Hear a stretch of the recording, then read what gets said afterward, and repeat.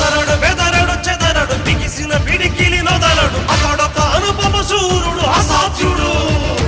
అలసట తెలియని యోధుడు అపజయ మెరుగని విజయుడు అసురుల కూల్చక మానడు అసాధ్యుడు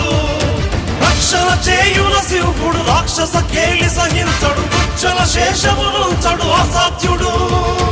సహనము తెలిసిన భక్తుడు సమరము పిలిచిన భద్రుడు సైన్య సమస్తము ఒక్కడు అసాధ్యుడు